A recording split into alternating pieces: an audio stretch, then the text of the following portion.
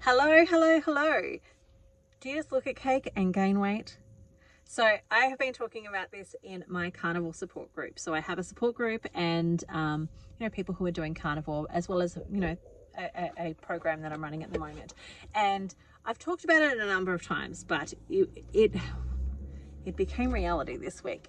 And that is, one of the things that I've talked about with the group is essentially that we are somewhat Pavlov's dogs. So if you've ever heard of Pavlov's dogs, Pavlov was a scientist who had a bunch of dogs. And basically what had happened was that he would ring a bell and then he would feed them. And so what he found over time was that the training of the ringing of the bell and then their food being present meant that they started to salivate. And so he would then stop providing the food and he would ring the bell. And in response to ringing the bell, they would salivate and get ready for food. And so for many of us who have been carb addicts, maybe have high blood glucose, etc., or even if you haven't, this could be going on for you. What happens is we are Pavlov's dogs when it comes to sugar. So this was shown to me very clearly on the weekend. I went to church, and after church there was a luncheon, and I hadn't prepared anything. I didn't know that it was going to be on this week. So I basically just stepped back, let everybody else eat, and I was going to wait until after church had finished, maybe in the afternoon, I would get something to eat. It would be fine. Anyway, so my daughter, who is not carnivore, as much as I would like, was having some of the dessert. So they had cake and ice cream and all sorts of other fun things on the table for everyone. And she asked me if she could have a piece of cake, and there was nobody there to cut the cake, and my husband was off doing his things. And she asked me if I would cut her a piece. So I went over it and I cut her a piece. And the interesting thing is I wear a continuous blood glucose monitor. And I had just checked my glucose because I was like, I have had 4 lamb chops for breakfast with some butter. I'm just curious about what my blood glucose was. And it was 4.1. And I then went over to cut her the cake. And within the minute or two of cutting the cake, my blood glucose went from 4.1 to 6.3. And all I had done was look at the cake, slice the cake, put the cake on a plate for her. I maybe touched it really slightly, but really not much at all.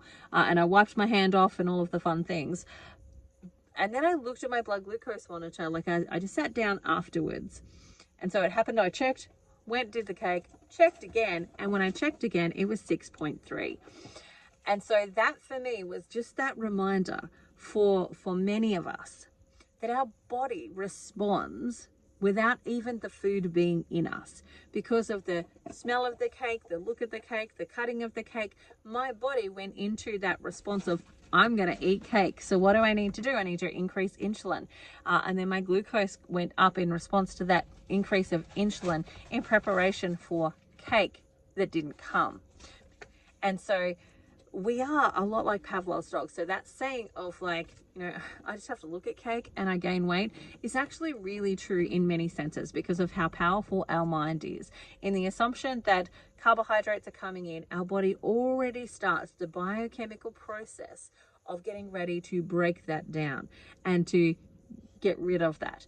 And so the other interesting part of that was that I noticed the rise, and then I went, I wonder how long this is going to take to come back down.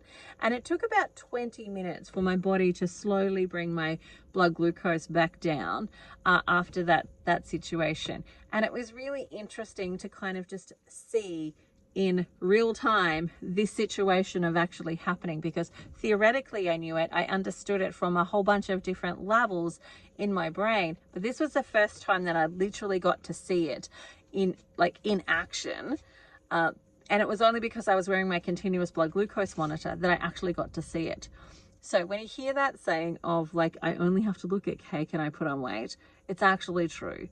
And some of it is going to take time to retrain your brain. So I say this because I have a number of clients who maybe are feeling a bit frustrated that they're not losing the weight, and feeling a bit frustrated that maybe it's not coming off as fast as they would like it to, or that their blood glucose hasn't dropped as much as they would like it to, as fast as they would like it to.